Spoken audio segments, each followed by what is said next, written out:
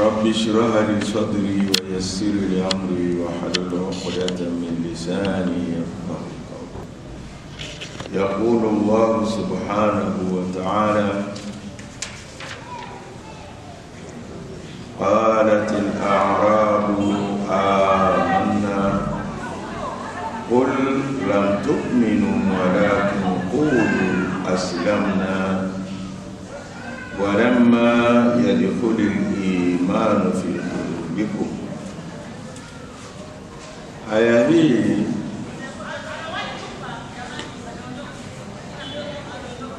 ni aya ya 14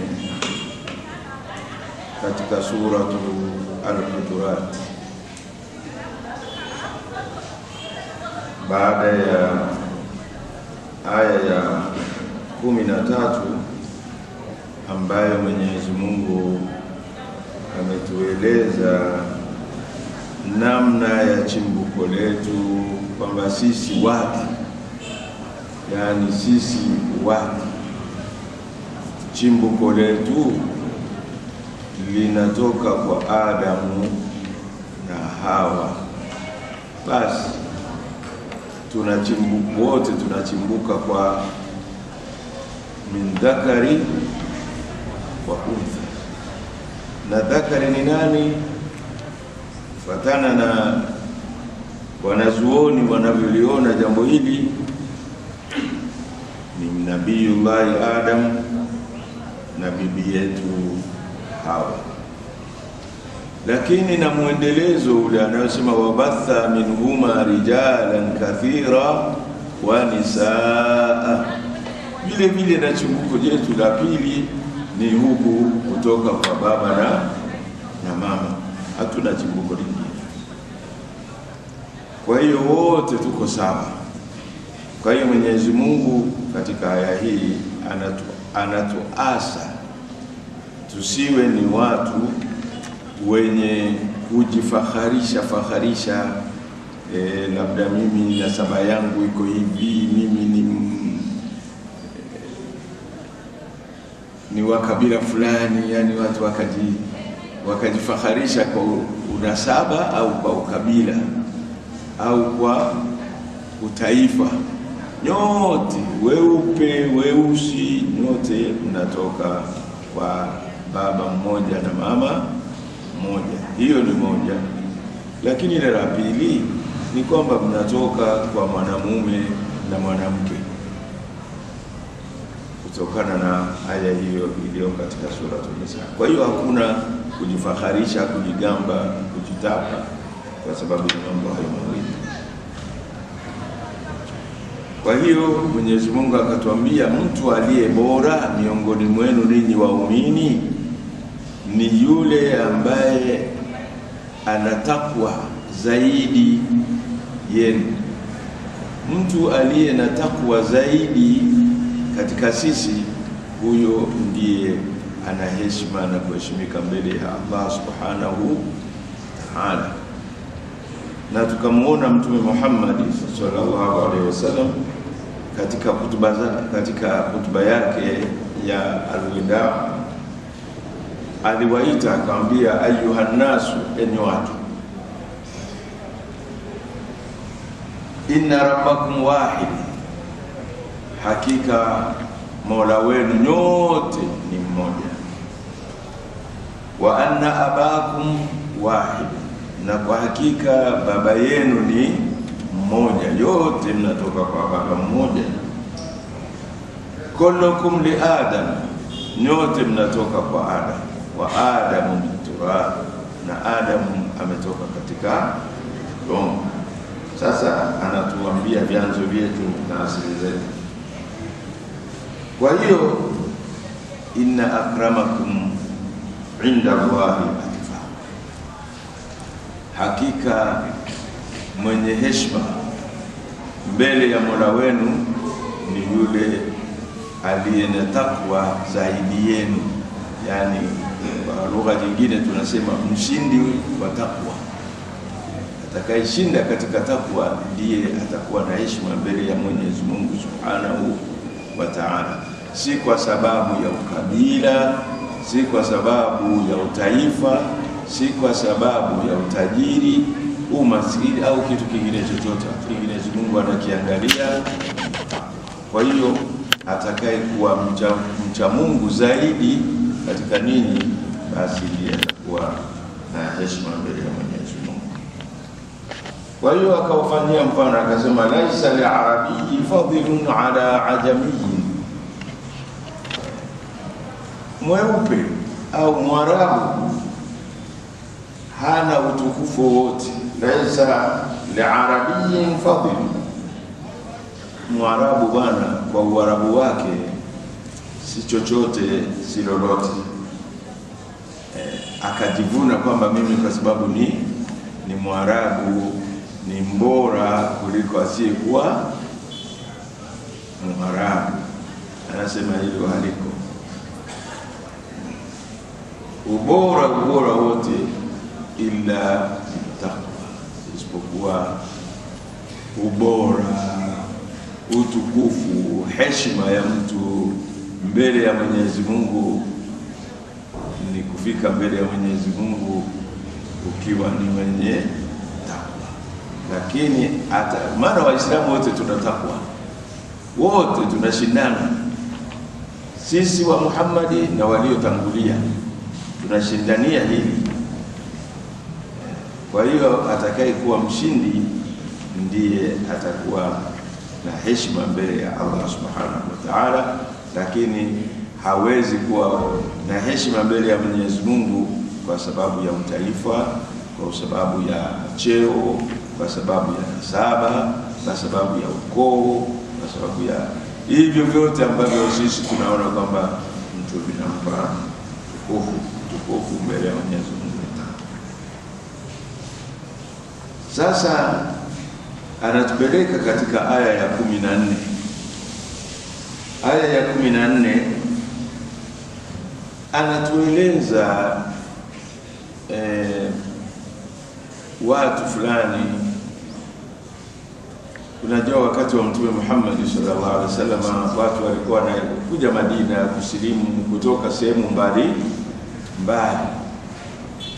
na wengine wanatoka huko majangwani na hivi wanakuja mbele ya Mtume Muhammad sallallahu alaihi wasallam. Sasa watu hawa ni mfano tu, lakini unaweza ukatuhusu na sisi. Sasa watu hawa kwanza tusome maneno ya Mwenyezi Mungu yanayozungumza. Qalat al-a'rabu amanna, qalat, na walisema al-a'rabu ni watu wanaokaa nje ya mji, watu wanaokaa nje ya mji. Anakaa huko mbali. Sasa kwao kule al-Arabu watu walikuwa wanaishi nje ya mji wa Madina, na yeyote ambaye anakaa nje ya mji. Sasa watu hawa, maana hii Arabu ni jamu ya Arabiyu. Arabiyu, Arabiyu ni mtu mmoja, Arabu ni jamu. Kwa hiyo walikuja watu hawa, kundi la watu wametoka huko jangwani, wakaja Madina kwa Mtume Muhammad sallallahu alaihi wasallam. Sasa walipofika, qalat al-a'rab, wakati tafsiri nyingine wanaitwa mabedui, lakini ni Waislamu. Wakaja Madina na mizigo na watu wengi, lilikuwa ni kundi. Sasa wanasemaje? Wakawa wanasema, wanatamba, manna, sisi tumekuja, sisi ni waumini. Tutumie tafsiri ya kawaida, watu wanajigamba kwamba sisi ni waumini, tumekuja kundi hili mnaliona tumekuja, sisi ndio waumini wa kweli, kwa sababu sisi hatukumpiga vita Mtume Muhammad sallallahu alaihi wasallam, wala hatukupata vita na Waislamu wote. Basi sisi tuliposikia Uislamu tukaingia. Basi bila shaka walikuwa wanajigamba kwamba wao ndio Waislamu wa kweli, maana wengine wanawatia doa kwamba wengine labda wametekwa, wengine wamesilimu baada ya kuwa wamepigana na Waislamu wakashindwa. Sasa wao wakawa wanajigamba kwa Uislamu. Sasa wakawa ni usumbufu yani. Unajua kuna watu wanataka kujivuna, wanajivunia. Najua sisi si ndio? Hata katika sisi na Waislamu tuna tabia ya kujivuna kwamba sisi ndio wacha Mungu, sisi ndio Waislamu wa kweli. Sasa Mwenyezi Mungu akataka kuwakatiza tamaa, akasema qul. Sasa Mwenyezi Mungu anamwambia Mtume Muhammad, hata Mtume Muhammad anaona wakati mpaka Mwenyezi Mungu anamwambia haya, alikuwa ameudhika. Akifanya hivi, bwana tupe kitu hiki, sisi ndio waumini wa kweli, sisi ndio tunastahili kupewa hiki. Akifanya hivi, Muhammad, hivi nini? Kwanza mjaanza katika Uislamu. Mnini mmekuja mmekuta Uislamu umechukua Madina, ndio mnakuja Madina. Sasa Mwenyezi Mungu anasema qul, sema ewe Muhammad, uambie hao wanaokusumbua, lam tu'minu, nyinyi bado hamjaamini, kwa maana bado hamjawa waumini wa kweli. Walakin, lakini qulu, Mwenyezi Mungu anawaelekeza watakalo lisema, qulu, semeni, aslamna, tumesilimu. Lakini msiseme kwamba sisi amanna. Hapa mnaona kuna vitu viwili, kuna al-imanu wal-islam. Sasa Mwenyezi Mungu anasema acheni kujivuna na kujigamba kwamba ninyi ni waumini, barabara, bali semeni sisi ni Waislamu. Hapa pana shauri yani, pana jemba. Walamma yadkhulul imanu fi qulubikum, imani bado haijaingia katika nyoyo zenu. Tutie alama hapo. Mwenyezi Mungu hao wanasema sisi amana, sisi ni waumini kweli, tumekuja hapa, wanatunisha mabega, si ndio? Mwenyezi Mungu anawakata kilimilini, anaambia hapana baba, ninyi hiyo imani mnayojigamba nayo haijakaa wala haijaingia, maana anasema haijaingia katika nyoyo zenu, hamjawa waumini, isipokuwa la kusema semeni kwamba ninyi ni Waislamu. Kwa sababu Uislamu ni vitendo. Uislamu unadhihirika kwa biljawarih, kwa vitendo. Hata Mtume Muhammad sallallahu alaihi wasallam alipoijiwa na Jibril kumuuliza siku ile, akanambia, ya Muhammad, akhbirini anil islam, niambie juu ya Uislamu. Mtume akamwambia, shahadatu an la ilaha illa Allah wa anna Muhammadan rasulullah wa iqami salat wa itai zakat wa sawmi Ramadan wa haji.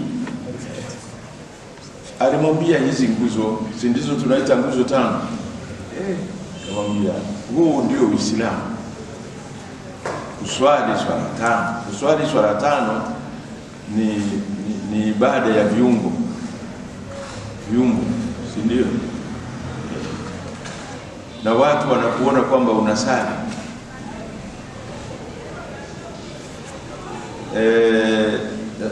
Itai zaka ni kutoa zaka, watu wataona kama unatoa zaka.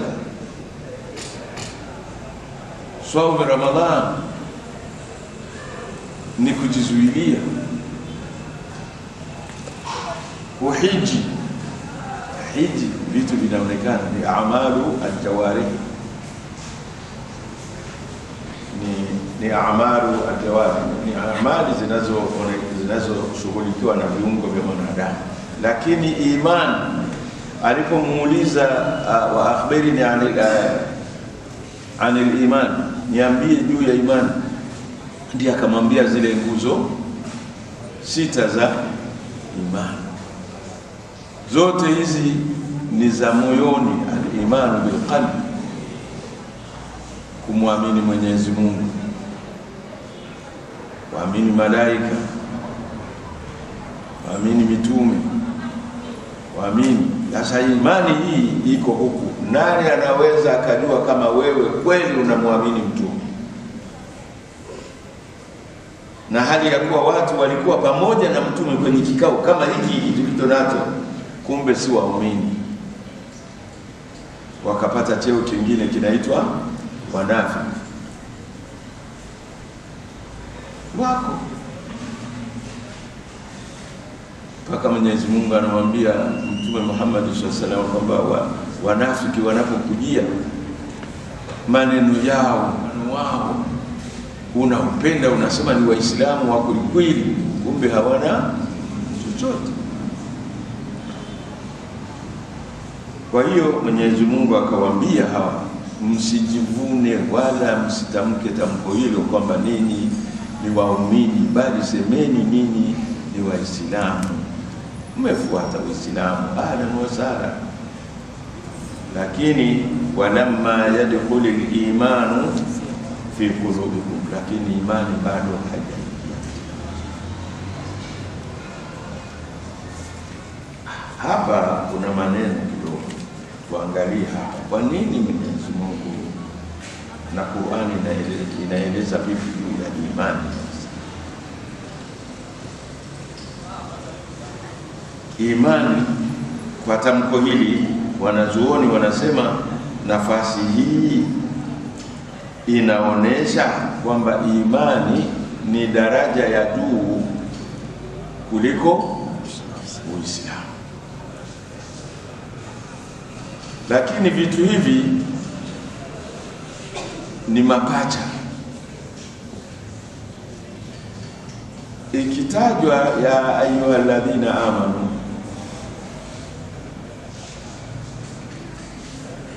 enyi mlio amini,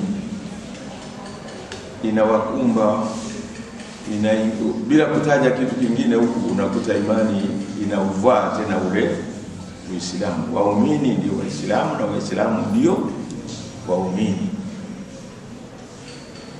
kama tulivyosoma ile ya katika Qur'ani kuna wakati mwingine al-fuqara'u wal masakin,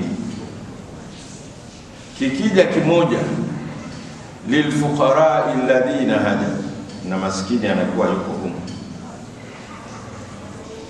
Likija linazungumzia almasakin bila kutaja na alfuqara, basi na mafakiri nao wanakuwa wameingia. Kuna vitu vinakuwa ni karibu. Sasa na imani na Uislamu, lakini imani ni kubwa zaidi, na kweli kinachotanguliza ni mtu kutamka shahada tu la ilaha illallah, kumwamini Mwenyezi Mungu ni kitu ambacho hakioni. Imani haioni, imani inakaa moyoni, lakini imani ndiyo msingi wa kila amali ya Muislamu. Unafanya kwa kuamini, imanan wa ihtisab. Hata hii funga Mtume anasema man swama Ramadhan imanan wa ihtisab. Imani ndio inataka. Tutakuja kuangalia baadhi ya sifa zao. Kwa hiyo hawa wakakatazwa kujigamba kwa imani. Imani bado haijaingia katika ibada. Nilikuwa naangalia katika watu wakubwa, yani manabii wa Mwenyezi Mungu. Tukiangalia katika aya ya 20 na ya 260 katika suratul Baqara, aya ya 160, kuna baba mmoja katika mitume wa Mwenyezi Mungu, Nabii Ibrahim alayhi salatu wassalam. Huyu ni baba wa imani, ndiyo sifa yake. Lakini angalia alivyokumbana na mtihani katika aya hiyo. Qur'ani inasema wa idh qala Ibrahimu rabbi arni kaifa tuhyil mauta. Nabii Ibrahimu alayhi salatu wassalam alifika pahala, wewe fikiria na mambo yote yaliyompitikia Nabii Ibrahimu alayhi salatu wassalam na imani yake, lakini alifika mahala akasema yuko faragha. Sasa amekuwa faragha, yuko faragha na Allah subhanahu wa ta'ala, lakini akamwambia rabbi, Mola wangu, arni, nioneshe, kaifa tuhyil mauta, ni namna gani unavyohuisha kitu kilichokufa, au ni namna gani utakavyowahuisha waliokufa. Mtume wa Mwenyezi Mungu anaomba Mwenyezi Mungu amuoneshe namna atakavyohuisha au anavyohuisha vilivyokufa. Mwenyezi Mungu akamuuliza, qala Mwenyezi Mungu, awalam tu'min Ibrahim, hivi wewe huamini? Wewe angalia swali hili linakuja kwa Ibrahim, haliji kwa Haruna, linakuja kwa Ibrahim. Sasa ujipime wewe na Nabii Ibrahim, ndio utaelewa namna imani anayozungumzia Mwenyezi Mungu hapa inafanana. Mwenyezi Mungu anamuuliza, awalam tu'min, hivi wewe Ibrahim huamini? Qala, akajibu, bala, kwa nini mimi nisiwe ni mwenye kuamini ya Rabb? Sasa kwa nini unafanya haya? Walakin liyatma'inna qalbi, lakini moyo wangu uweze kufanya nini? Kutulia.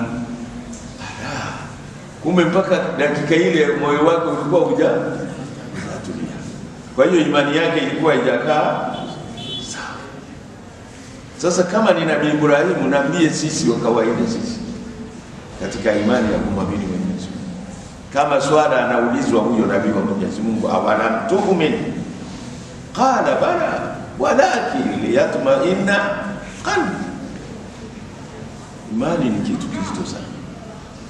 Lakini nilikuwa namwangalia na mtume mwingine, mtume mzito sana aliyepitia katika alama mbalimbali za kumjulisha Mwenyezi Mungu Subhanahu wa Ta'ala, naye ni Nabiiullah Musa alayhi salatu wasalam. Ukisoma katika suratul A'raf aya 143, naye alijikuta ameingia kwenye mtego Nabii Musa alayhi salatu wasalam. Hii aya 143 inaeleza Nabii Musa alayhi salatu wasalam, naye alikuwa na ufaragha na Mola wake. Tena yule alikuwa anazungumza na Mwenyezi Mungu mubasharatan, yani mubashara, na vitu vyote alivyoviona. Watu wake alipowapeleka walisema kwamba lan nu'mina laka hatta nara Allah jahra. Walimwambia tuweze tukakuamini Musa mpaka tumuone Mungu wako kwa macho. Yakawapata yaliyowapata katika adhabu za Mwenyezi Mungu. Sasa Nabii Musa mwenyewe sasa anapata nafasi, amepata ufaragha na Mungu wake. Akaenda Nabii Musa. Aya yenyewe inaeleza, walamma jaa Musa limiqatina wa kallamahu rabbuhu. Nabii Musa alipokwenda pale katika miqati, katika kituo ambacho Nabii Musa alikuwa akizungumza pale na Mola wake, na Mola wake akamzungumzisha. Wakallamahu rabbu, Mola wake pale alipokuwa akifika katika ile na kituo kile, Mwenyezi Mungu anazungumza na Musa mubashara. Qala, Nabii Musa akasema sasa, maana anajua sasa hivi ni yeye na Mola wake. Akasema Nabii Musa, Rabbi, Mola wangu mlezi, arni anzur. Wewe tazama, Nabii Musa naye anaomba muone nani, yani ajitokeze. Kabla kuja unaniambia maneno unasikia na hivi, lakini nazungumza na nani? Kana kwamba anamwambia hebu jitokeze kidogo nikuone, alafu wewe urudi kwenye. Qala, Mwenyezi Mungu akamwambia, lan tarani, kamwe wewe Musa kwa macho yako hayo huwezi kuniona. Huwezi. Aya inaendelea kutuambia, walakin undhuru ila aljabal fa in istaqarra maqamahu fasawfa tarani. Akamwambia kufanya jaribio tu, si wewe unataka kuniona mimi, hebu angalia kwenye jabali lile. Kama jabali lile litahimili kishindo changu, basi na wewe unaweza nikijitokeza unavyodai unaweza ukaniona. Sasa Nabii Musa akaangalia ule mlima. Sasa ikajitokeza lililojitokeza katika ule mlima. Akaona mlima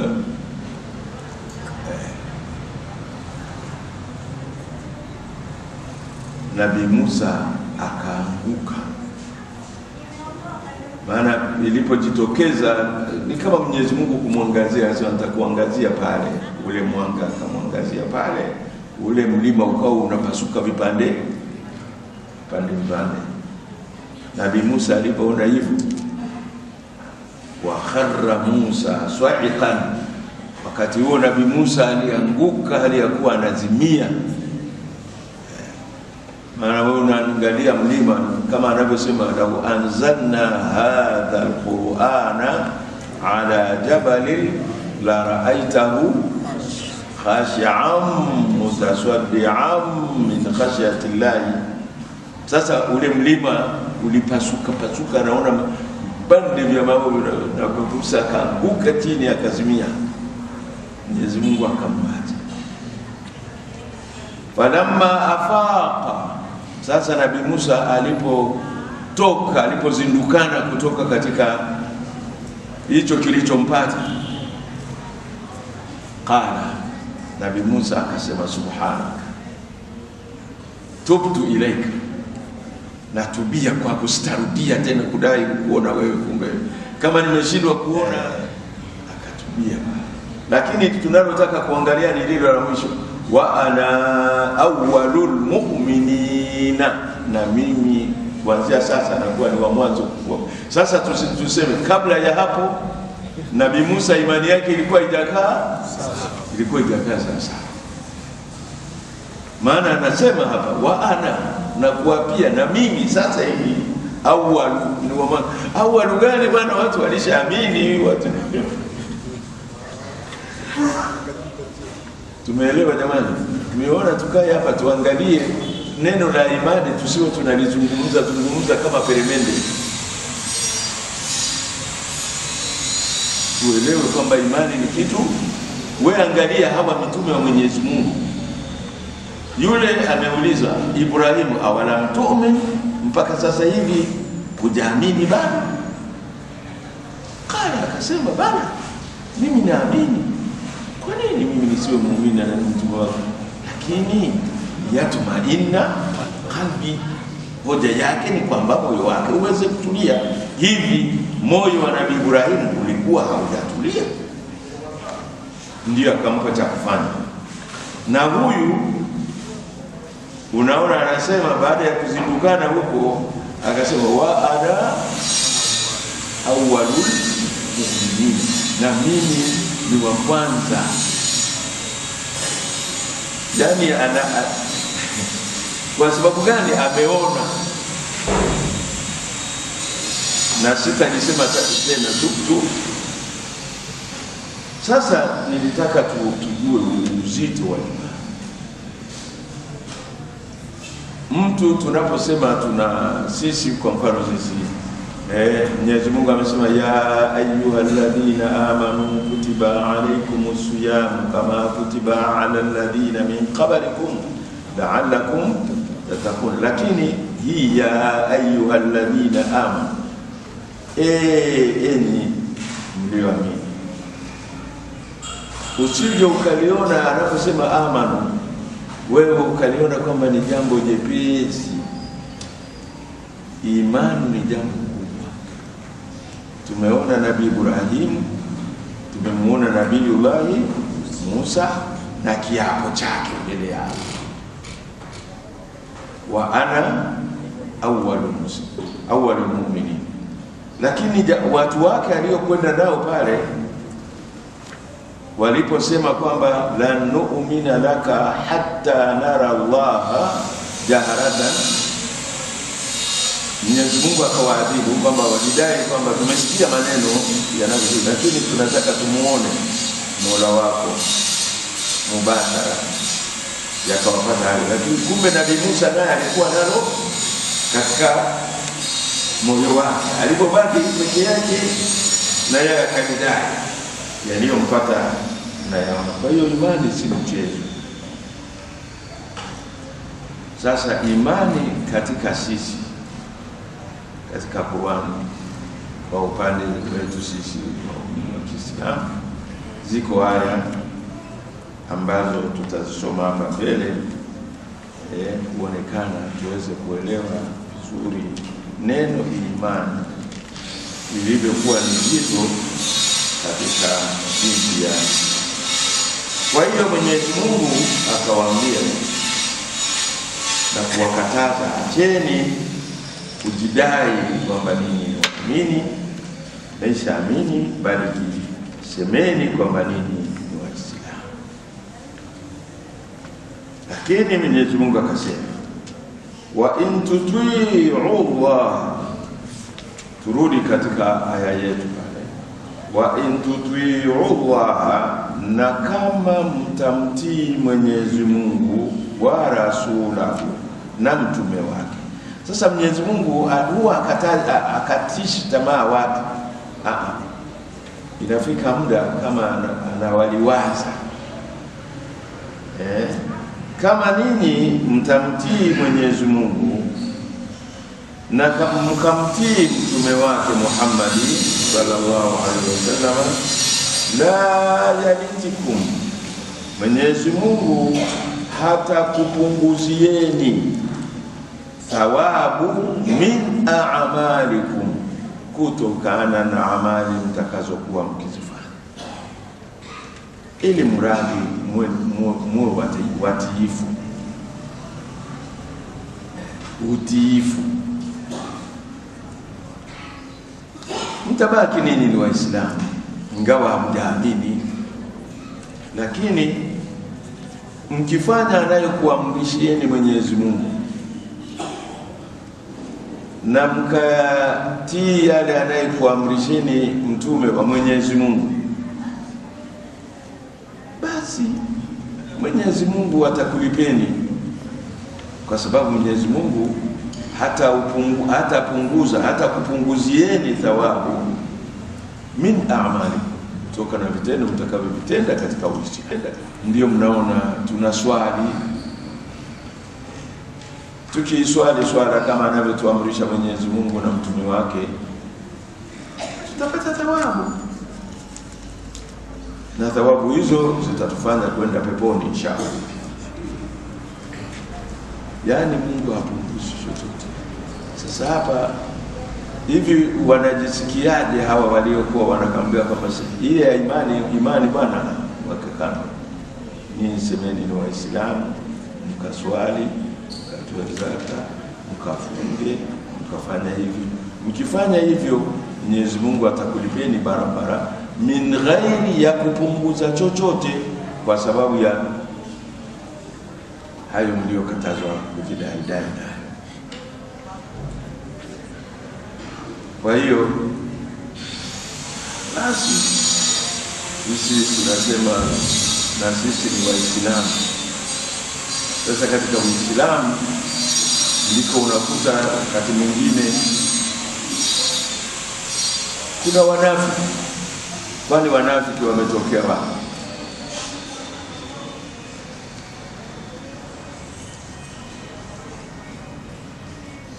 فإذا لقوا الذين ومن الناس من يقول آمنا بالله وباليوم الآخر وما هم بمؤمنين يخادعون الله والذين آمنوا وما يخدعون إلا أنفسهم وما يشعرون.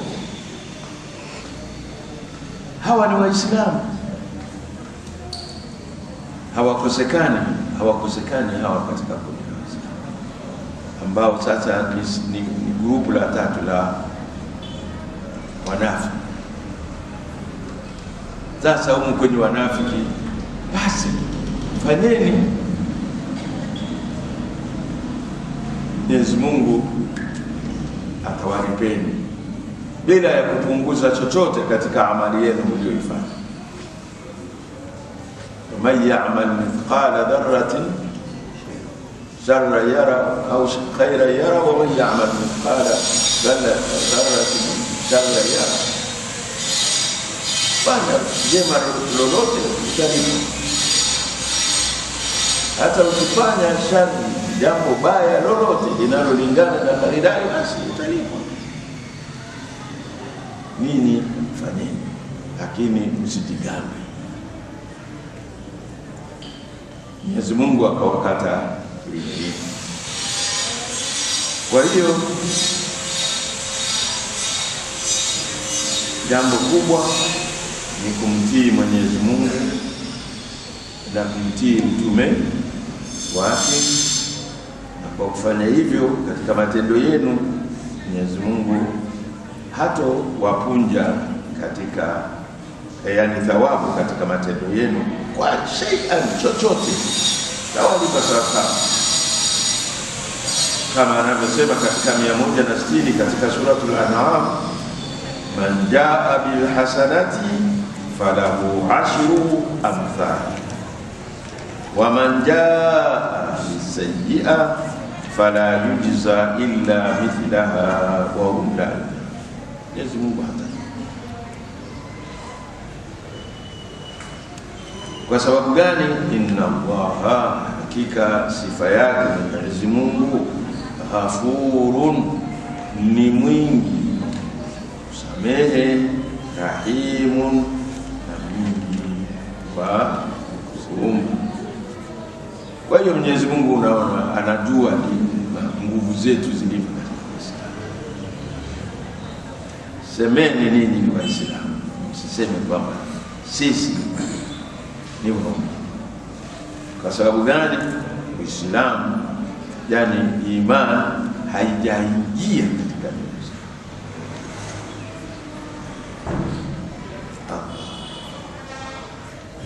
Mwenyezi Mungu akijalia.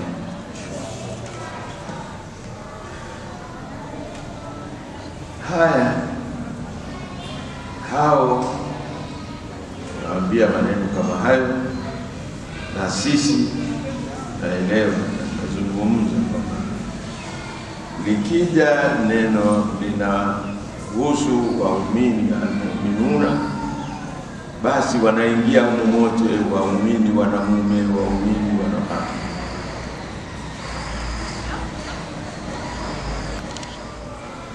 Innal mu'minina wal mu'minati wal muslimina wal muslimati. Unaona amekuja Mwenyezi Mungu amwagawa. Au aya nyingine inasema wa ma kana limu'minin wala mu'minatin. Sasa hapa anakuja Mwenyezi Mungu anataja tena, anaendelea kutabia. Sasa kama hawa wameambiwa hivyo kwamba semeni tumesilimu, usiseme tumeshakuwa waumini wa kweli. Kwa nini sasa Mwenyezi Mungu anasema tufahamu? Anasema innama, hakika si vinginevyo, almu'minuna, waumini wa kweli. Sasa sikieni sifa sasa.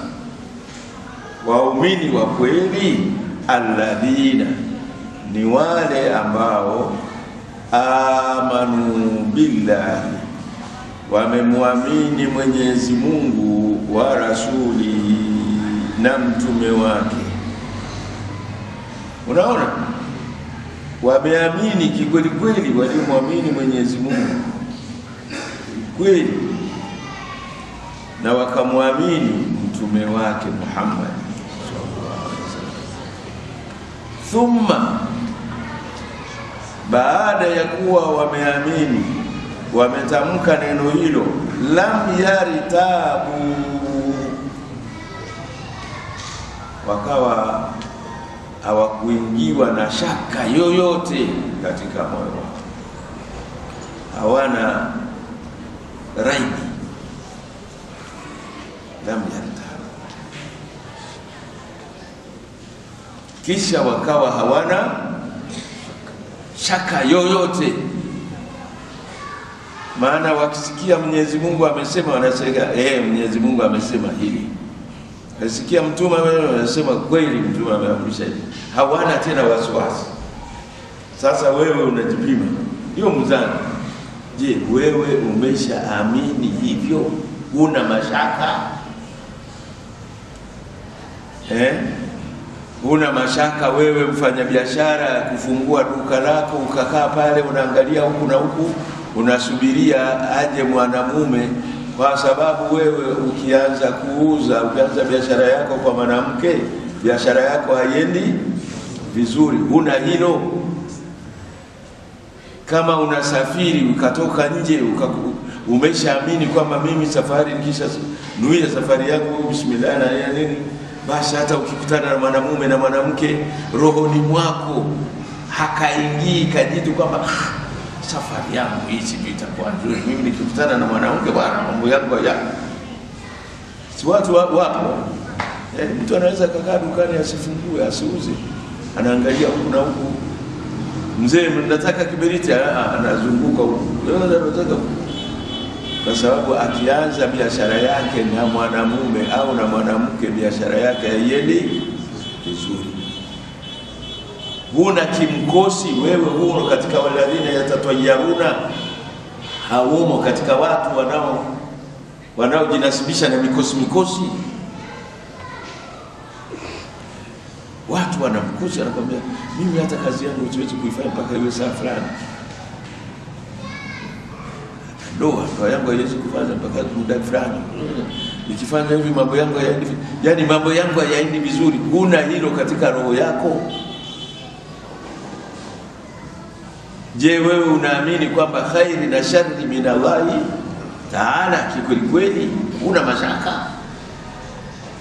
Sasa hiyo ndizo sifa lam yartabu, kisha wakawa yao tena, wakawa hawana shaka lolote katika nyoyo zao. Hiyo sifa ya kwanza. Ya tatu na Mungu.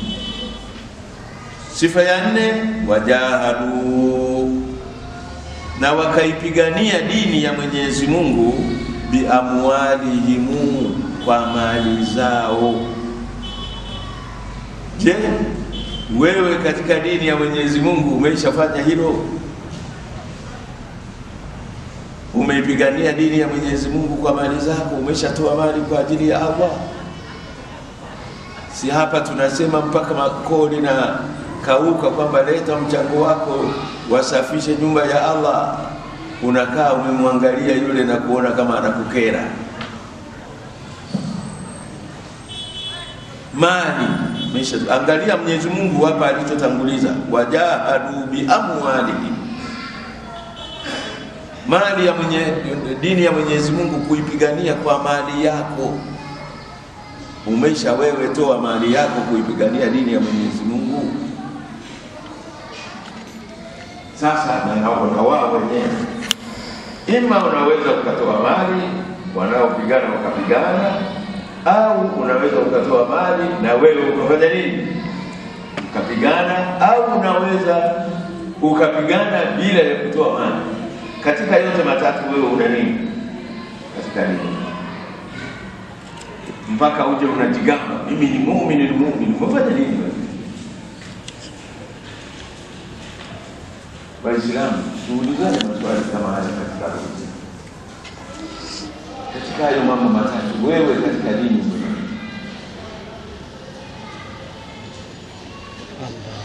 tunaambiwa wakina Abubakari, wakina nani, mali zao mpaka walisomba vitu vyote wanavileta kwa Mtume Muhammad sallallahu alaihi wasallam, ili vitu hivyo visaidie watu waende kupigania dini ya Mwenyezi Mungu, halafu na wao wenyewe wanakwenda katika kupigana. Waqatalu wa qutilu, kule wakaua au wakauliwa, si kwa kingine, ni fisabili. Uje ulingane nao. Wewe unasema mimi na sahaba tutakuwa pamoja, tunakuwa na Abubakar, watu wanasema maneno ya roho juu ya masahaba ambao aya hizi zinawahusu. Jahadu biamwalihim, yani jahadu biamwalihim wa anfusihim,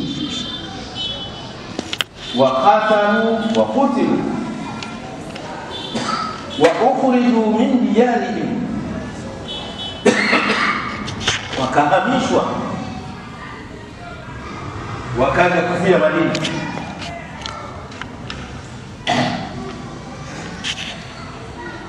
Hawa ndio unajipima nao, lakini wanafanya hivyo si kwa ajili ya kitu kingine chochote, ni fi sabilillah, kwa njia ya Mwenyezi Mungu, kwa ajili ya amri, kutekeleza amri ya Mwenyezi Mungu na mtume wake. Wamefanya hivyo. Ndio maana wakati mwingine huwa tukiwaambia kwamba ukisoma suratul Hashr, ukisoma pale utaona namna Mwenyezi Mungu alivyowagawa Waislamu hawa katika makundi mangapi? Makundi matatu. Kundi la kwanza alladhina hajaru, ambalo kiongozi wake ni Mtume Muhammad sallallahu alaihi wasallam. Hajaru tena wakukhriju min diyarihim, wametolewa katika nyumba zao, wakaziacha Makka. Watu wakawa maskini kwa ajili ya dini ya Allah, ambao waliandaa makazi kwa ajili ya kuwapokea wale muhajirun.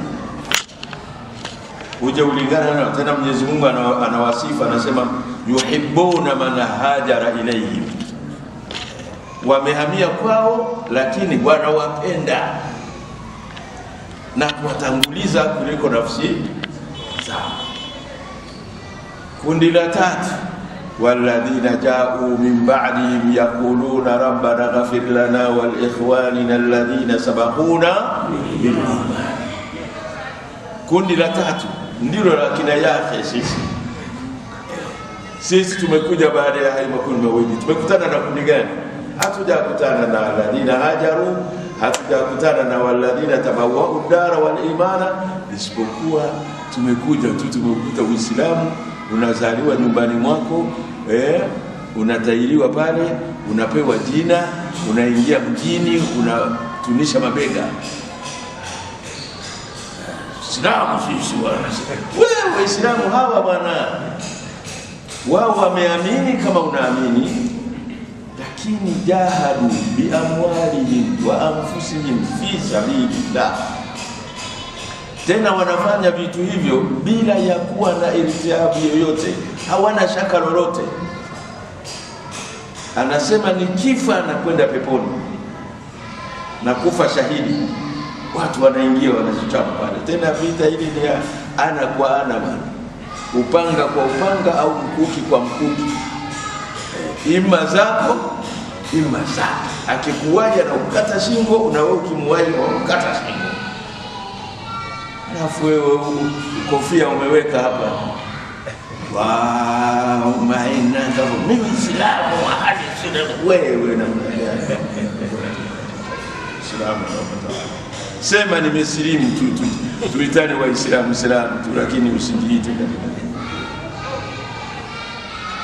na Mwenyezi Mungu anasema wa anfusi msawile ulaika, basi watu wenye sifa hizo humus sadiqun, hao ndio wa kweli.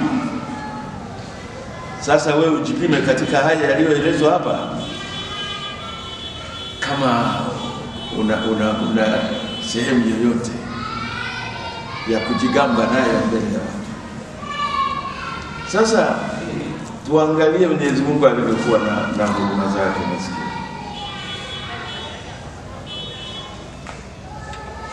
tumalizie na sifa za waumini. Tuende katika suratul Anfal. Suratul Anfal tuangalie aya ya 2 mpaka aya ya 4. Suratul Anfal, yani tunatafuta tuone kama tunaweza tukapata na sisi chochote cha kutusaidia na sisi tukaweza kujigamba mbele ya watu. Mwenyezi Mungu kama alivyoeleza katika nini, katika aya hii hapa alisema innamal mu'minuna alladhina amanu billahi wa rasul. Na katika hii aya ya 2 anasema innamal almu'minuna, hakika waumini wa kweli, alladhina.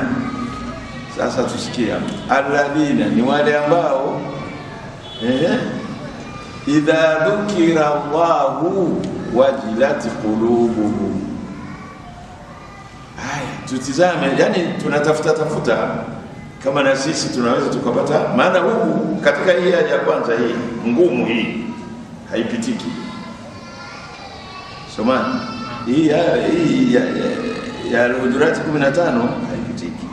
Hebu tuangalie huku, tuangalie njia nyingine. Innamal mu'minuna, Mwenyezi Mungu anasema hakika si vinginevyo waumini wa kweli, alladhina ni wale ambao idha dhukira Allahu, anapotajwa Mwenyezi Mungu, wajilat qulubuhum, nyoyo zao zinajaa nini? Hofu. Sasa na wewe utizame, ujiulize, hiyo ni moja, wajilat qulubuhum. Wa idha tuliyat alaihim ayatuhu, na wanaposomewa aya za Mwenyezi Mungu, zadatuhum imanan. Je, na hilo ujiulize, je, ninaposomewa aya ya kutoa, maana wanaposomewa Qur'ani imani zao zinafanya nini? Zinapanda. Kumbe imani inakushuka na kupanda. Maana ikikaa tu bila ya kusikiliza maneno ya Mwenyezi Mungu, basi inawezekana mtu anakaa pale anakuwa mtu anapoa kila kitu cha kawaida. Lakini wakikusomewa aya ya Mwenyezi Mungu, mbali ya wajilati kulubuhum, isipokuwa zaadatuhum imani zao zinaongezeka. Sasa na hili Muislamu ajiulize, ninaposomewa aya za Mwenyezi Mungu, hivi imani yangu inapanda au inabaki pale pale ilipokuwa? Ujiulize tu na utajibiwa na vitendo vyako. Mwenyezi Mungu akikwambia ya ayyuhalladhina amanu anfiqu, toweni, unatoa. Aya za Mwenyezi Mungu, aya zadatuhum imana wa ala rabbihim yatawakkalun. Haya, huko kama umeshindwa, ni wapi Mwenyezi Mungu hao ambao aya zinasomwa imani inapanda, zao zinajaa hofu na hivi? Anasema alladhina. Hapa Mwenyezi Mungu ameweka wapi? Alladhina ni wale ambao yuqimuna swalata, wao wanaodumisha sala, kudumu, kusimamisha swala. Inayofuata inasemaje? Wa mimma razaqnahum yunfiqun, wanasali na kutoa. Si kuswali tu uso ukawa mweusi bila kutoa. Miswala bwana mtajikuta mnaswali chini ya udongo, kwa sababu hakuna hata mswala. Kama hakuna mkwanja, hakuna kuswali kwenye nani? Kutoa, uswali na kutoa, na hawa ni mapacha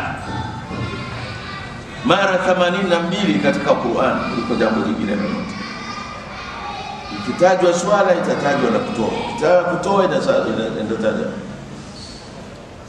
Hata kule kwa wacha Mungu, Mwenyezi Mungu aliposema kwamba la raiba fihi hudan lilmuttaqina alladhina yuqimuna salata wa mimma razaqnahum yunfiqun. Sasa hapa anasema alladhina yuqimuna salata wa mimma razaqnahum yunfiqun ulaika humul mu'minuna haqqan. Tumeelewa jamani? Sasa hii ndiyo Qur'an. Haya ndiyo maneno ya Mwenyezi Mungu.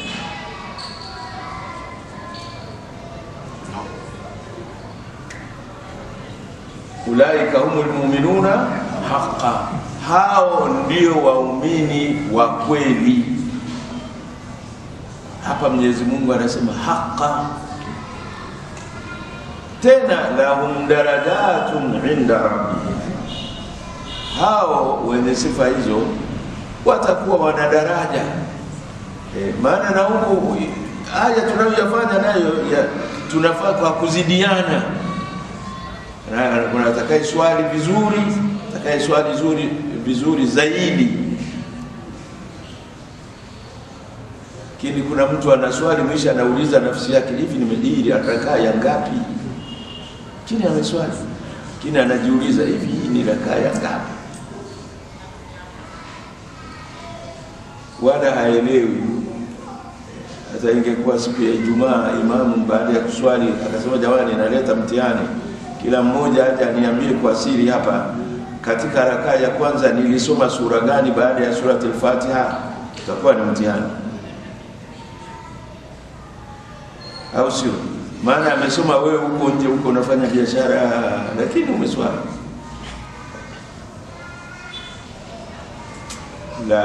Lahum darajati, watakuwa na daraja, vyeo mbalimbali vinavyopishana kwa kadiri wanavyotenda swala hizo na kadiri wanavyotoa mali zao mbele ya Mola wao, wa maghfiratu, lakini watakuwa na msamaha kwa Mola wao, wa rizqun karimun, na watakuwa na riziki tunasema dhifa. Kwa hiyo ndugu zangu Waislamu, hizi ndizo aya ambazo Mwenyezi Mungu ametuwezesha tusome leo. Anatufafanulia imani, amewakatalia watu kujigamba kwa nasaba na nini kwamba mjue nini ni watoto wa baba mmoja na mama mmoja, mkae hivyo, msiachane,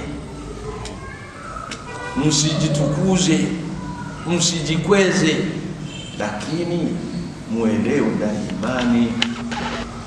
Msije mkajikweza kwa kuamini huku kusema kwamba sisi tunaamini nguzo sita, naamini nguzo sita. Wewe nguzo sita zimesha kufika, kadari imesha kufika wewe, ili ukajua khairu wa sharri min Allah Taala, kwamba hili limenifika ndilo alilokadiria Mwenyezi Mungu, hili haliwezi kunifika kwa sababu hivi. Umeshafika huko, wewe sema nimesilimu, basi sema sisi ni Waislamu, lakini imani ni mzito mmoja, mpaka Mwenyezi Mungu aliyasema ulai kaumul mu'minuna haqqan. Tuishia inshallah.